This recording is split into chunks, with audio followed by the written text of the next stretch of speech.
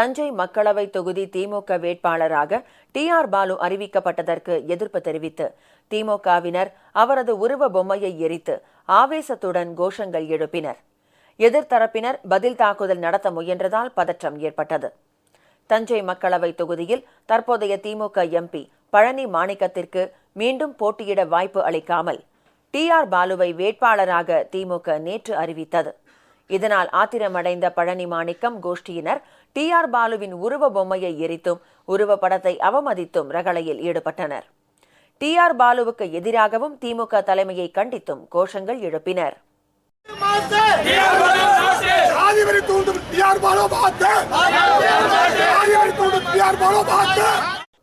தஞ்சை, ஒரத்தநாடு, மன்னார்குடி, மதுக்கூர், ஊரணிபுரம், நீடாமங்கலம், திருவோணம் உட்பட பல்வேறு இடங்களில் ஆர்ப்பாட்டம் நடைபெற்றது. ஆர்ப்பாட்டத்திற்கு எதிர்ப்பு தெரிவித்து செங்கிப்பட்டி பகுதியில் டி.ஆர். பாலு ஆதரவாளர்கள் தாக்குதலில் ஈடுபட முயன்றதால் பதற்றம் நிலவியது. பாலு ஸ்ரீபெரும்புதூர்ல என்ன ஜெயிக்கட்டும், இன்னைக்கு 40 தொகுதியில் அவர் எந்த தொகுதியிலும் சீட்டு கேட்பாரா? கட்சியில் என்ன கட்டுப்பாடு இருக்கு? நாளைக்கு பொருளாளர் எடுத்துட்டு பொருளாளர் பொறுப்பு என்ன கொடுத்துருவாங்களா? அதனால பாலுவை மாத்தணும். மக்களவை தொகுதி வேட்பாளர் அறிவிப்பினை தொடர்ந்து நிகழ்ந்துள்ள இந்த கோஷ்டி மோதலால் தஞ்சை மாவட்ட திமுகவில் பெரும் குழப்பம் ஏற்பட்டுள்ளது.